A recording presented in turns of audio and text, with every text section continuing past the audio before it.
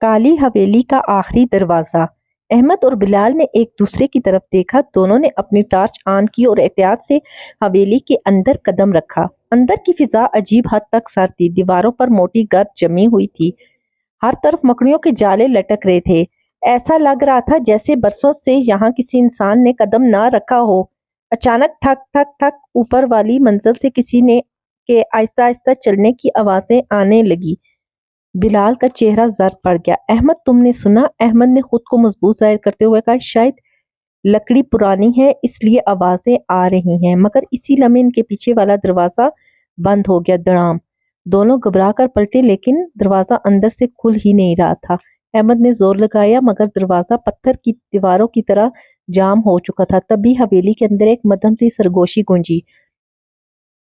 واپس چلے جاؤ۔ یہ آوازیں اتنی قریب تھی جیسے کسی نے احمد کے کان میں آ کر کہا ہو۔ بلال نے کانپتی ہوئی آواز میں کہا، یہ جگہ ٹھیک نہیں، ہمیں نکلنا چاہیے۔ لیکن اب واپسی کا راستہ بند ہو چکا تھا اور دونوں مرکزی ہال کی طرف بڑھے۔ وہاں ایک بہت بڑی دیواروں پر پرانی تصویریں لگی ہوئی تھی۔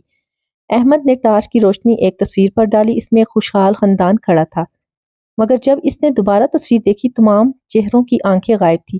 بلال خوف سے چیخ اٹھا، یہ پہلے ایسا نہیں تھا۔ اسی لمحے اوپر سے ایک بچے کے ہنسنے کی آواز سنائی دی، پھر کسی عورت کے رونے کی، اور اچانک سیڑھیوں کے اوپر سفید لباس میں ایک لمبا سایہ نظر آیا۔ اس کے بال چہرے پر بکھرے ہوئے تھے۔ وہ خاموشی سے انہیں دیکھ رہا تھا۔ احمد نے فوراً کیمرہ اس کی طرف کیا۔ صرف ایک لمحے کے لیے وہ سایہ صاف دکھائی دیا، پھر اچانک غائب ہو گیا۔ لیکن کیمرے کی اسکرین پر ایک جملہ ابھر آیا، تم بہت دیر سے آئے ہو۔ دونوں کے جسم پر خوف کی لہر دوڑ گئی۔ اسی وقت اوپر والی منزل سے کسی بچی کی آواز آئی، کیا تم میرے ساتھ کھیلنے آئے ہو؟ اور سیڑھیوں پر کسی کے ننگے پاؤں آہستہ آہستہ نیچے اترنے کی آواز سنائی دینے لگی۔ سیڑھیوں سے آتی ہوئی آہستہ آہستہ قدموں کی آواز اب بالکل قریب پہنچ چکی تھی۔ ٹھپ ٹھپ ٹھپ۔ احمد اور بلال نے اپنی ٹارچیں سیڑھیوں کی طرف کر دی۔ روشنی میں ایک 8 یا 9 سال کی بچی دکھائی دی۔ اس نے سفید فراق پہن رکھی تھی۔ اس کے لمبے بال چہرے پر بکھرے ہوئے تھے اور اس کے ہاتھ میں ایک پرانی گڑیا تھی۔ وہ خاموشی سے سیڑھیوں پر کھڑی انہیں دیکھ رہی تھی۔ بلال نے دھیمی آواز میں کہا، یہ یہاں اکیلی کیا کر رہی ہے؟ احمد نے ہمت کر کے پوچھا، بیٹی تم کون ہو؟ بچی نے کوئی جواب نہ دیا۔ اس نے آہستہ سے اپنا سر اوپر اٹھایا۔ احمد اور بلال کے جسم پر سرد لہر دوڑ گئی، کیونکہ اس بچی کی آنکھیں بالکل سیاہ تھی۔ اچانک وہ زور سے ہنسنے لگی۔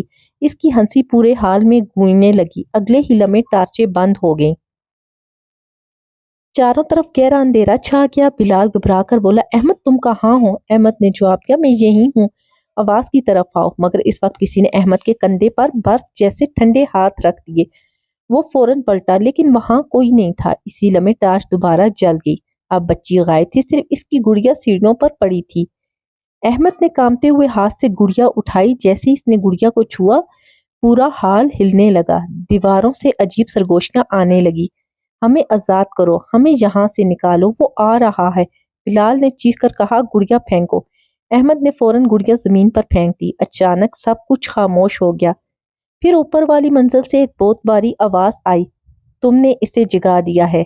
اسی لمحے حویلیاں کی سب کھڑکیاں ایک ساتھ زور سے بند ہو گئی۔ ہوا کا ایک شدید جھونکا آیا اور ہال کے آخر میں موجود ایک پرانا لکڑی کا دروازہ آہستہ آہستہ خود بخود کھلنے لگا۔ دروازے کے پیچھے صرف سیاہی تھی اور اس سیاہی میں 2 سرخ آنکھیں آہستہ آہستہ روشن ہونے لگی۔